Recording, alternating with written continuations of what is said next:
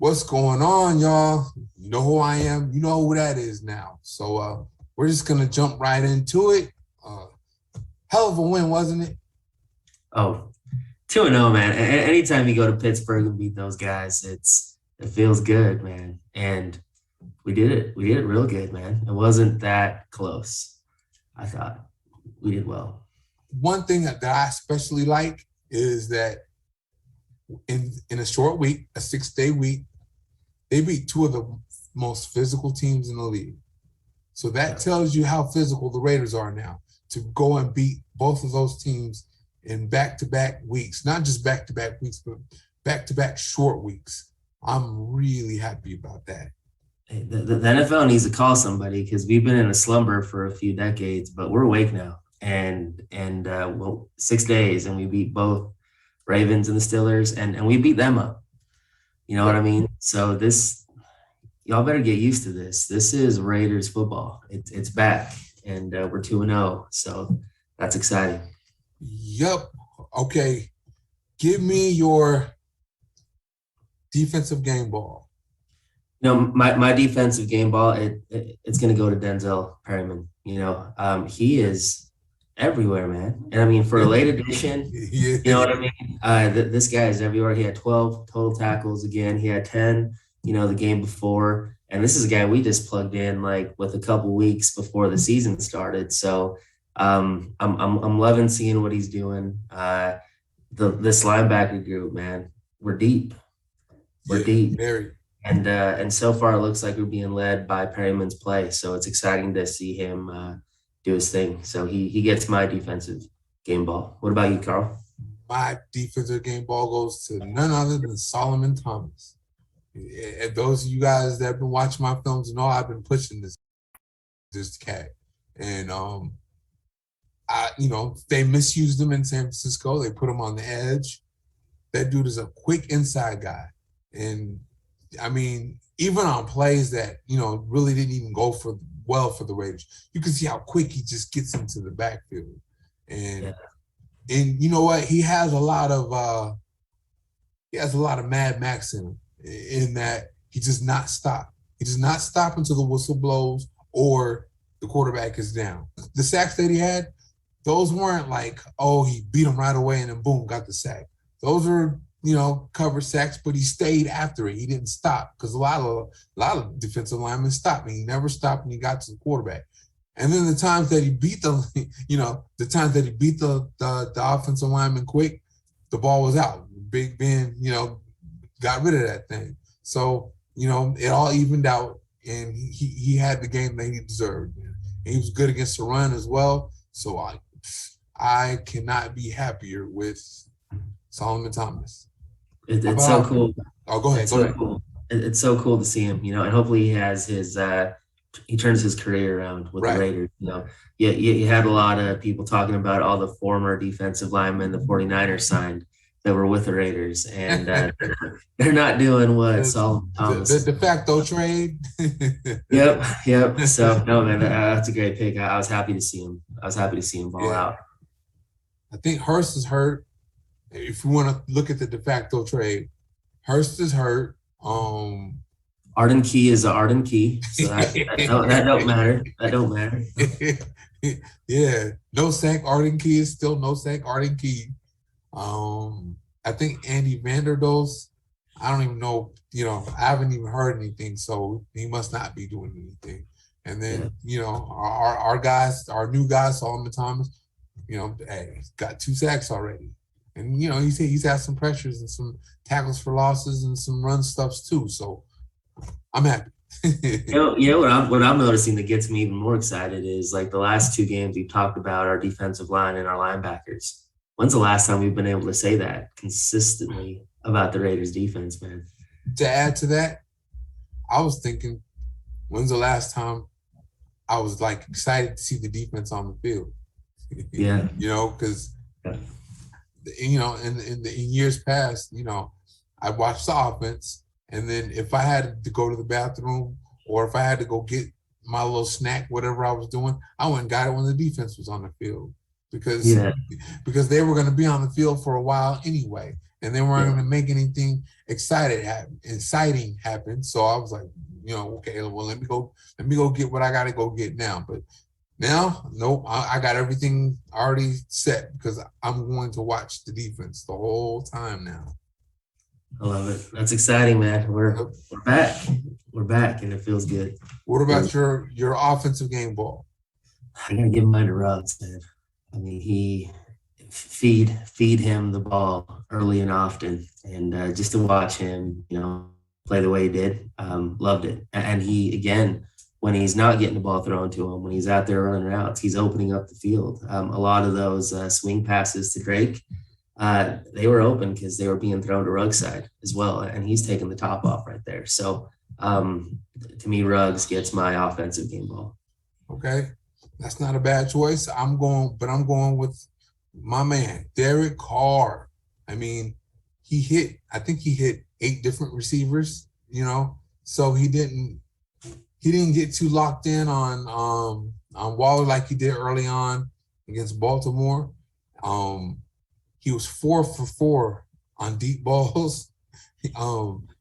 I think he had over 100 passer rating under pressure. He did everything. He moved around in the pocket, moved outside the pocket, got the ball off, got it deep. And he managed the game. He got the Raiders into good plays, and I could not be happier. And so, I'm not going to talk to you too much about this because that will require you to talk about quarterbacks, and you're not allowed. Yeah. But I could not be happier with how this is turning out. This is the way I always thought he would play when he had the right parts around him. And Gruden letting him go. Because Gruden, of the past would have him running, everybody's, Carr always runs. No, it's not Carr. That's Gruden running that game. That's Gruden having him throw short, when the 3-step drop here, 3-step drop there. And being conservative and running the ball. But as soon as Gruden started to just let Carr go,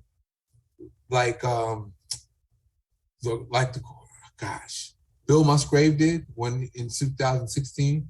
As soon as they just let him go, do his thing. Now he's playing free. Now he's just playing, and the Raiders are getting good results out of it. Okay. I agree with that. I love watching him play. It was awesome to see him do his thing. So definitely winning a lot of people over. And who is your I told you so player? Somebody that you said was going to have a good game and had it. My I told you so player, it's not just for this game, but it's for the season. And I don't know if you guys have heard of this guy. His name is Derek Carr. And this guy is an animal, right? So, let me tell you about Derek Carr right now. So, especially against the Steelers, right? So my goodness. This guy had no offensive line. His offensive line was in shambles. 3 starters out. Top running back was out. He had a guy named Peyton Barber taking a lot of the carries right now, and nobody knows who Peyton Barber is, right? His wide receivers were unproven, young wide receivers. He didn't have a real number 1 wide receiver out there, and the Steelers were taking away all-universe tight end Darren Waller. But this kid, Derek Carr, I think he's going to be a good quarterback one day. I think he has the potential. So my I told you so guy. And if you watch the previous video talking about week 2, this was going to be on Derek Carr's shoulders this game.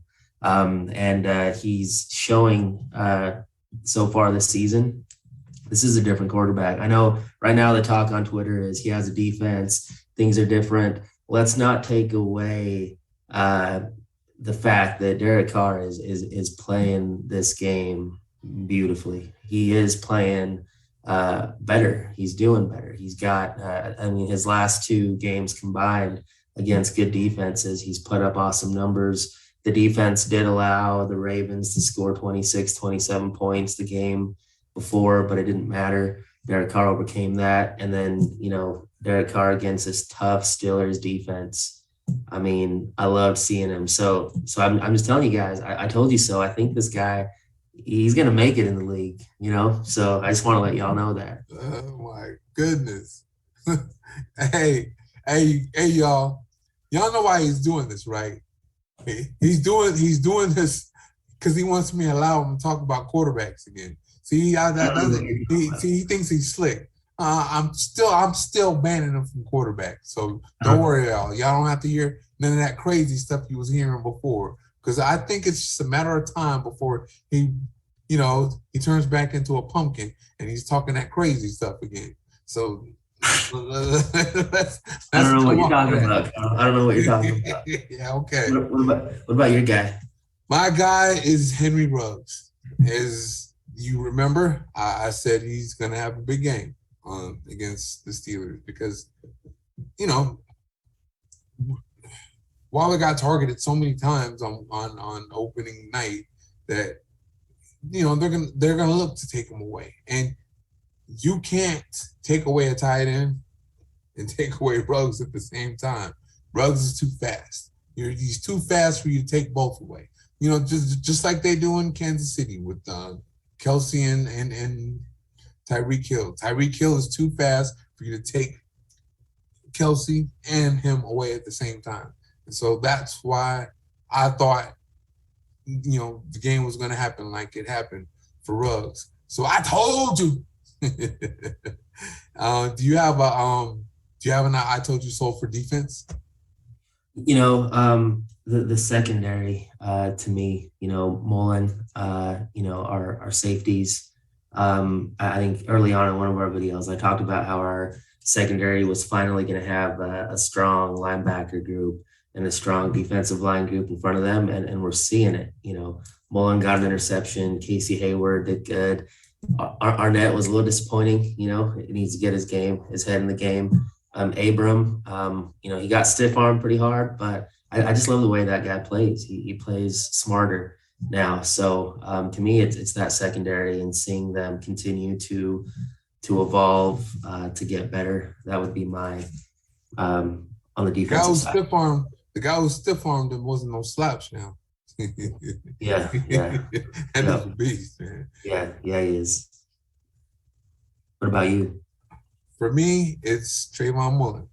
If you remember last time we talked, I said I'm still expecting Mullen to be a shutdown corner. And I still am expecting him to be a shutdown corner. Now, this interception, I want to say, is one step toward that. The more times you throw it at a guy and it's a turnover, the less they're going to throw at you. And he and I like it. He came because he got beat deep once too. And if you look at the receiver core of the Steelers, you can't just, you can't shut down that receiver core. They got some serious speed over there. Claypool, and I can't remember the other guy's name, but they got some serious speed over there. So what happened? He fought it off. Okay, he gave up a deep one. Then he broke a couple. He broke some balls up, and then there was some incompletions, and then he got an interception. And and against teams like the Steelers, he was in the fight. It's like any great corner.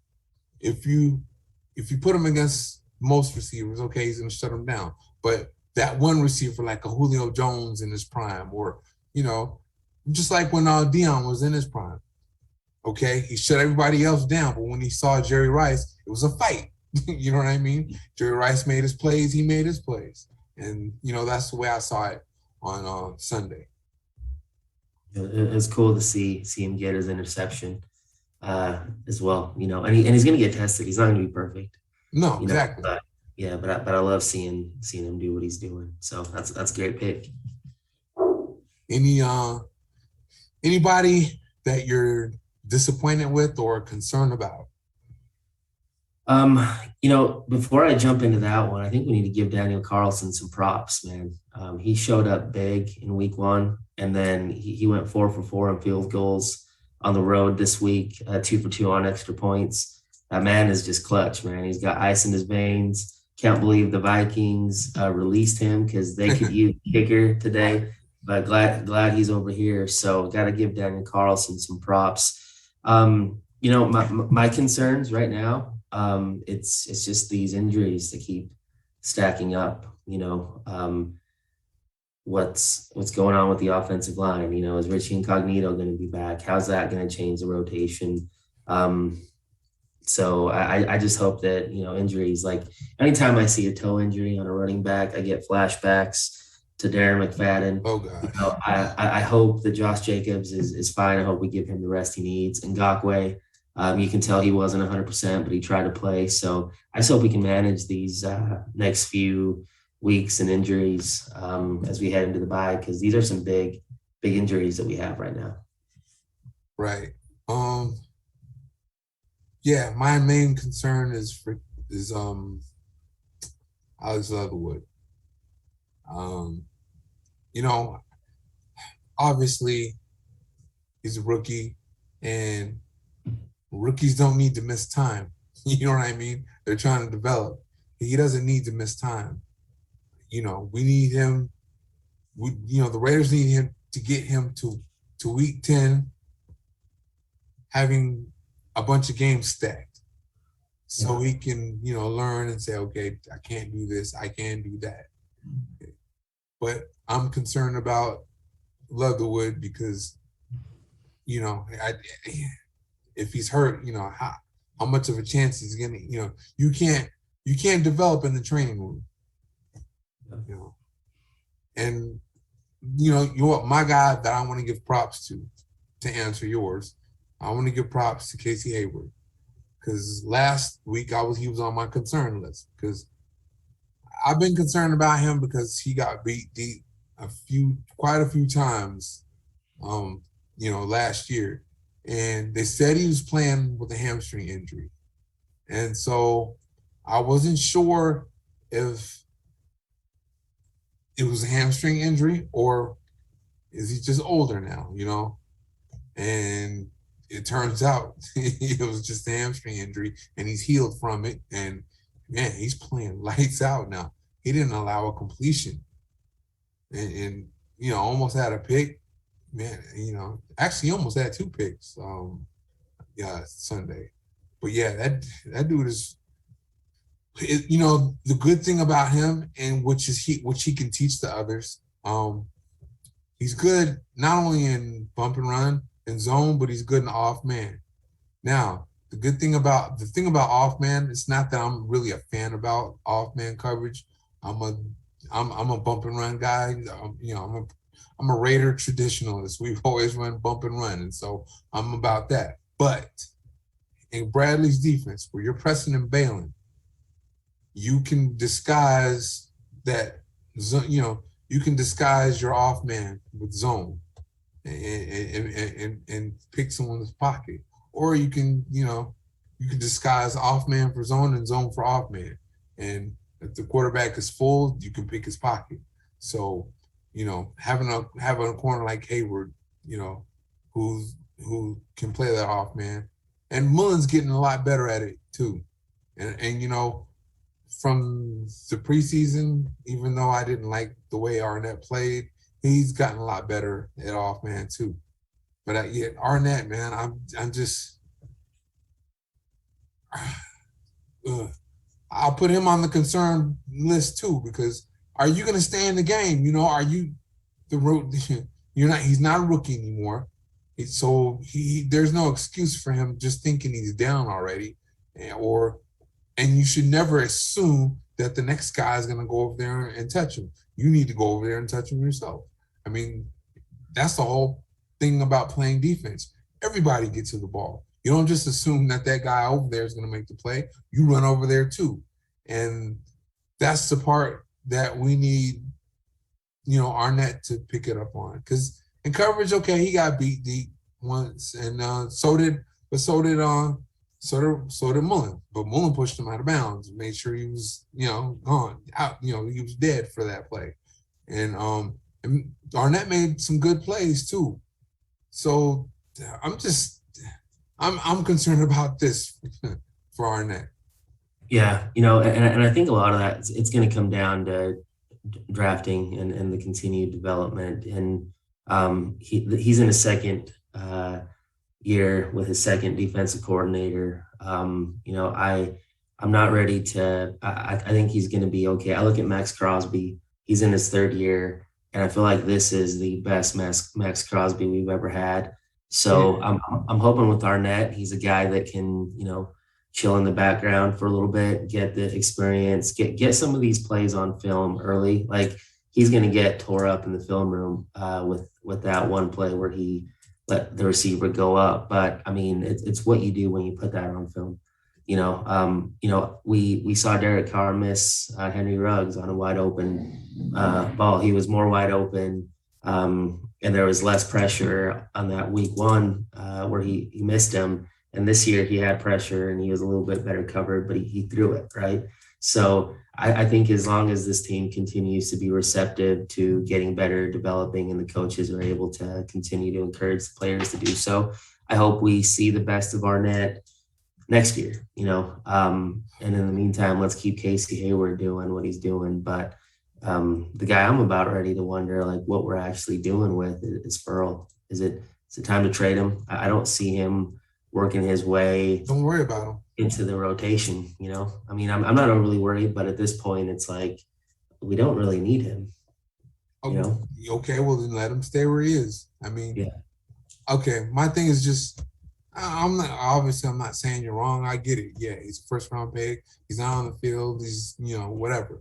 But we're 2-0. I'm not worried about if the Raiders are 2-0. I'm not worried about Cleveland Farrell.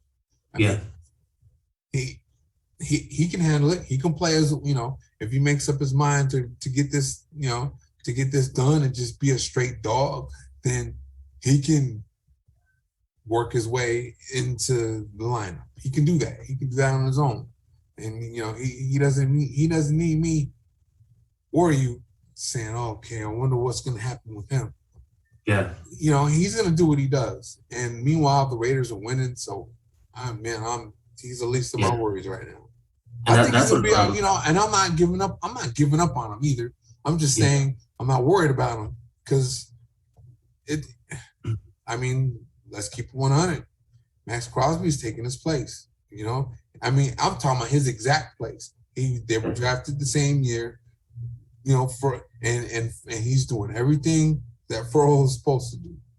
And so since we got that guy, why worry about oh man, what about the first round pick? I don't care what round they came in, And obviously they don't either.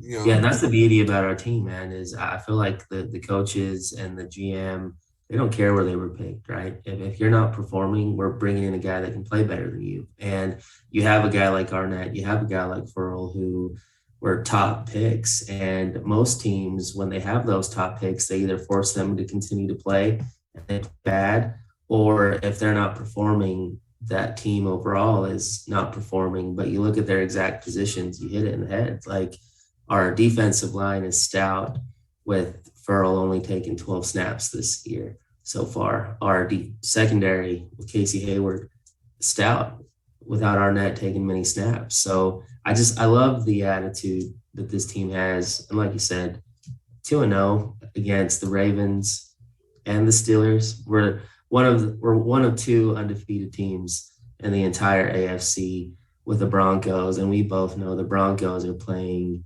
Division II NFL teams right now. So I'm excited. McNeese State. Right. They're playing against the Fresno States of the world. Sorry, man. Sorry, I had to.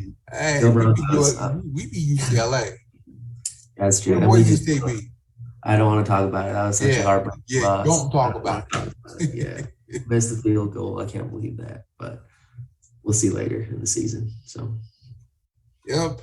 I just think, okay, the same way I said, because you were talking about how secondary is doing fine despite Arnett, and the D-line is fine despite Furl not getting as many snaps.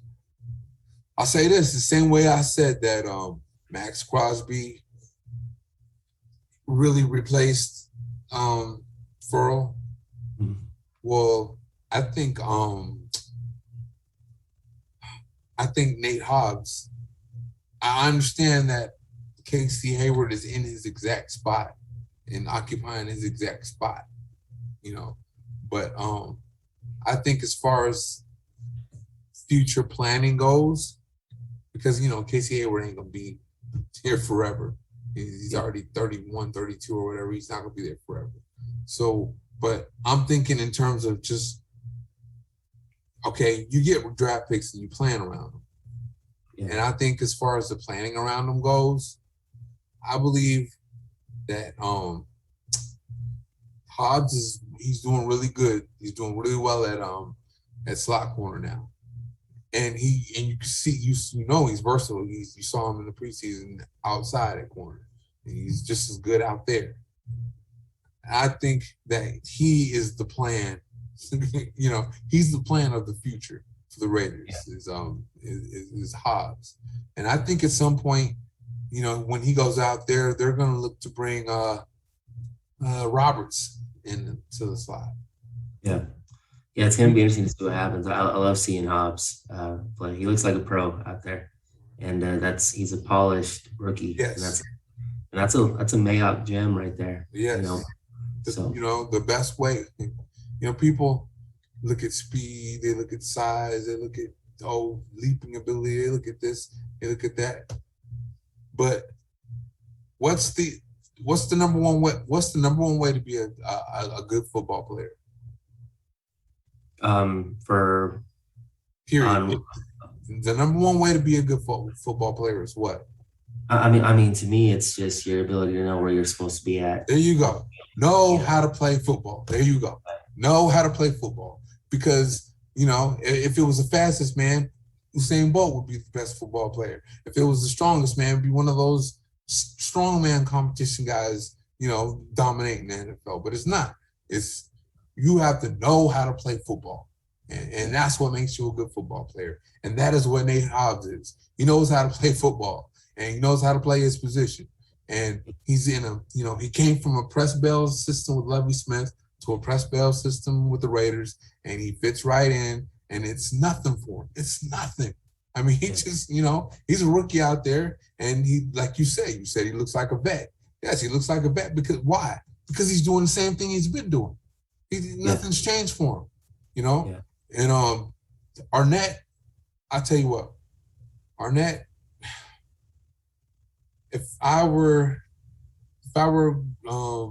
as far as planning for the future goes, if I were the Raiders, Arnett was a good slot corner at Ohio State at one time. I would try him in there. I would compete him and Roberts. I would have them compete for slot, and then I would definitely move Hobbs out. Man, Hobbs, you can't. Please, I can't say enough good things about Hobbs. I can't.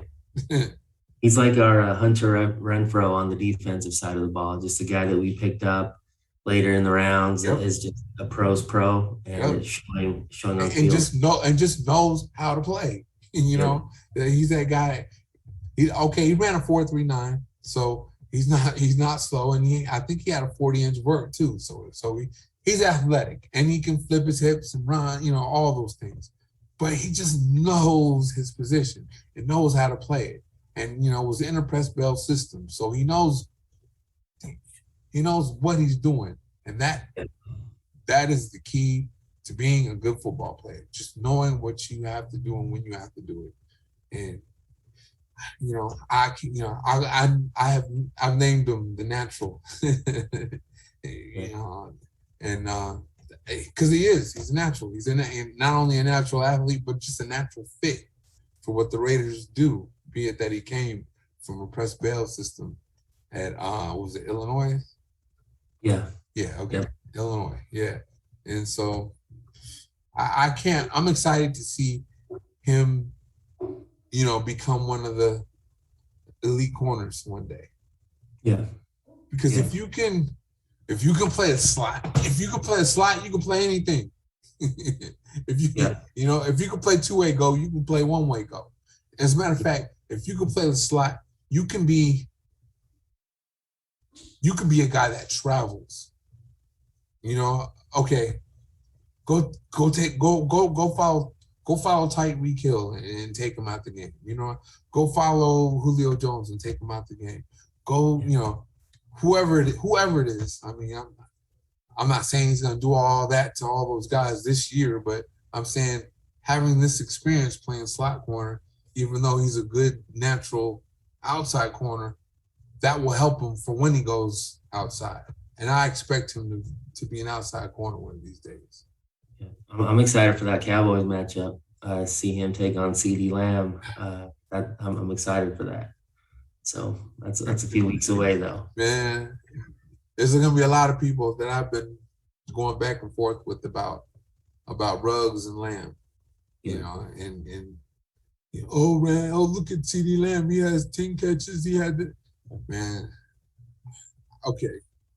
For those people I'm talking to you people that think that Lamb should have been selected by the Raiders. Tell him, Carl. Tell him. The Raiders did not need Lamb's skill set. I think Lamb is a great player. He's going to be a great player, should I say. He's on his way. But with Waller and Renfro and Brian Edwards, they don't, you know, they have those three guys to do that same thing. You know, catch the hitch, catch this little slant, catch the out, you know, those in short to intermediate. Ruggs is there to blow the top off the defense like he did yesterday. And that's what the Raiders needed. That's why Gruden got Ruggs. As a matter of fact, there was one interview that they did with them, and they said something, I can't remember exactly how they asked the question, but it was something to the effect of, you know, Lamb compared to Ruggs and running routes and the intermediate route. And Gruden says, I don't bring Ruggs in to run hitch routes. So, you know, he knew what Ruggs' purpose was, and that's to go deep, and that's to strike fear into this opposing secondary. And now he opens things up. This is funny because last year he opened things up for Waller and everybody, and especially Aguilar. But then you see yesterday with Waller getting 19 targets the week, you know, the game before, Waller kind of opened things up for Ruggs because that safety kind of cheated down, thinking, you know, that safety got nosy, thinking that they were going to Waller. Nope, threw it right over his head. Boom, touchdown, 61 yards. So they're good.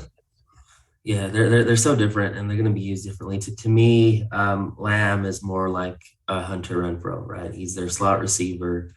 He's going to get more targets than Ruggs is. But, I mean, you look at their yards and touchdowns after 1 week. Ruggs has half the targets, just like 20 yards less than what, you know, Lamb does, and they have the same amount of touchdowns. So to me, I look at Amari Cooper like I'd look at Darren Waller on our offense. You know, he's going to get the majority of the passes thrown to him. And then the secondary beneficiary in the Cowboys, to me, is CeeDee Lamb. To us, it's still Hunter Renfro, you know, until Brian Edwards maybe takes that role as the top targeted wide receiver. But Ruggs is just, he's going to be a weapon. He's not going to get targeted 10 times every game, but those 5-6 targets can easily turn into 100 yards, a touchdown, just like that. He's averaging over 20 yards per catch.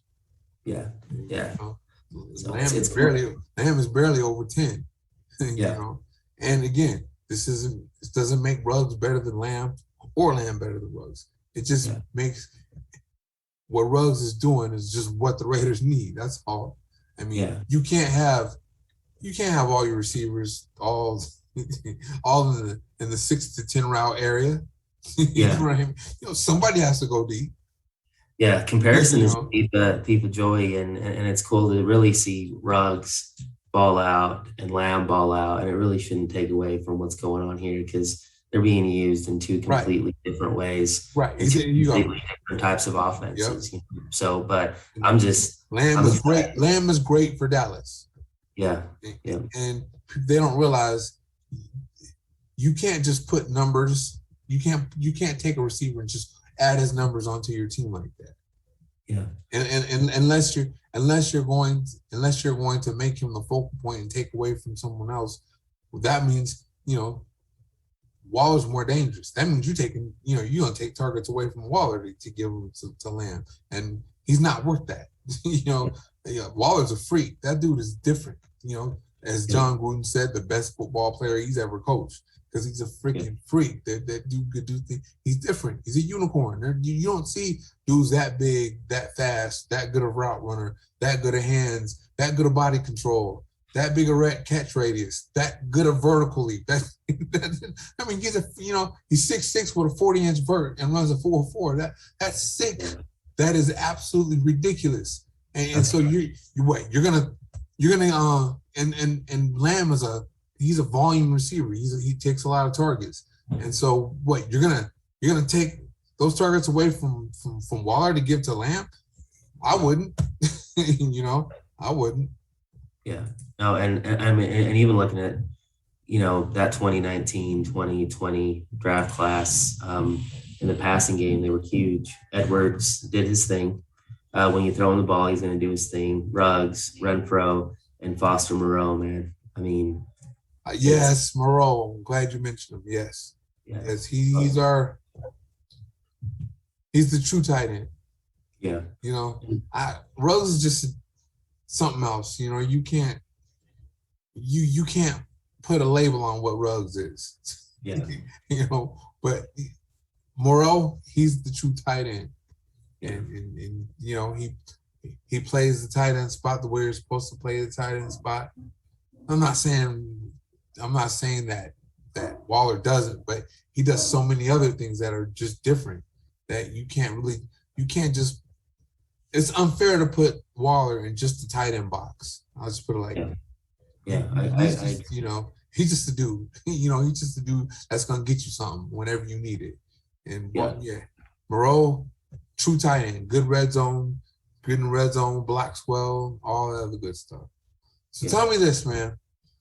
Now that we have, we got our wish. We're 2-0. What does that mean for us going forward?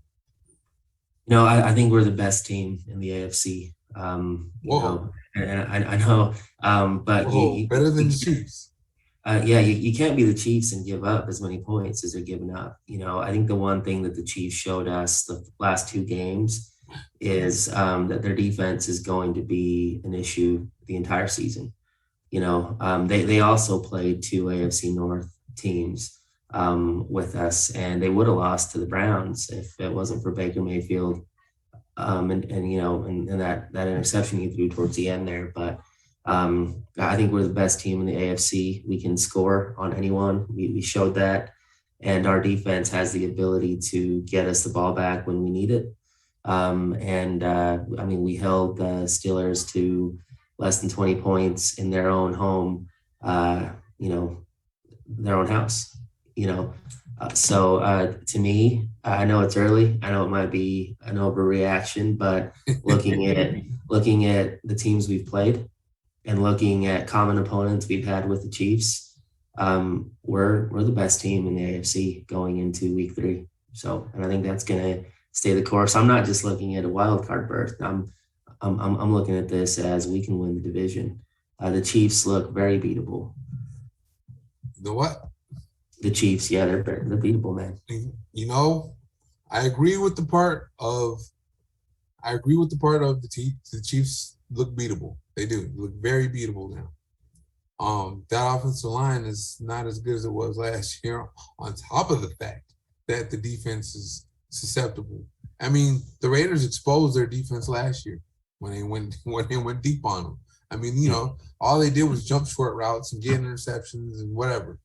But once Henry Ruggs came over and opened up the field, and deep balls got to flying, and my goodness, Ruggs beat him deep twice. Aguilar beat him deep once. Hunter Renfrow even beat him deep. So I mean, that exposed. I think that exposed a lot. I think, and that helped the, Tampa Bay, whoever else pulling out that film. That whoever beat Tampa Bay, Kansas City that year. I think. What were they? Were they 15-1 last year? I know we beat them during the season. I think it was only us and the Bucks that beat them. So I think okay, well there you go. I think the film that Raider film helped the Bucks beat them. I think. Yeah, I think so. I think so too, man. And it's cool being here. It's early on. I'm aware of what's happened the last 2 years, but you take this league week by week, and so far we have the best record in the AFC. I think our wins are more impressive than the Broncos wins. And looking at every other team, man, I'm looking at like other potential top teams, the Bills, the Steelers, the Ravens. We beat those teams, and those teams beat those other teams, We got tiebreakers now too. Yeah, and I mean, it keeps we're stacking these, and it's so important. And this Dolphins game goes back to I think we say this every video. Last year, we could beat anybody and we could lose to anybody. We're saying this season's different. Talk about a game that is going to put a dot on that I. We're supposed to beat the Dolphins. I think we're favored by at least 4 points right now. This is a game that last year we'd show up and we would lay an egg. And this is, again, another opportunity for us to show people who we really are. And we're the best team in the AFC, man. We're the best team in the division. And we're going to continue to show that. The Chiefs are chasing us right now. We're not chasing them. And I'm looking at our schedule, these upcoming games, and I know I'm walking a little bit more swag now at 2-0, but I don't see a loss on our schedule until we have that Chiefs matchup.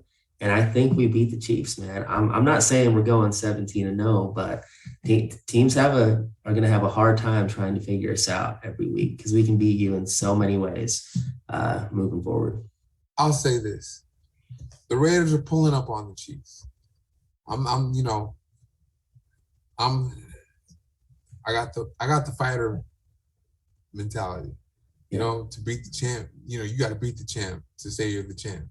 And so I don't want to say too much about the Raiders being the champ yet, because even though the Chiefs lost the Super Bowl, but they won the AFC Championship, and so they are the AFC champions, and we have to beat them before we say before I say that we're gonna this, we're gonna that, we're gonna the other. But to your point about the the collapse down the stretch last year, and we could beat any team, but we can lose any team. Well, the Raiders did something about that, and that they acquired depth. Now, there's a lot of we're on a lot of 2s and 3s right now. Yeah. And so hopefully, if the Raiders don't get a bunch of other people hurt, they're going to get people coming back. Yeah. And when they get coming now, that's even more depth when people come back. And then if there's some injuries late in the season, we still have the depth to overcome it, because some of the depth that it's not there now will be back. So for that reason, I don't see a 2-7 stretch or a 2-5 stretch or anything like that. And looking at the schedule,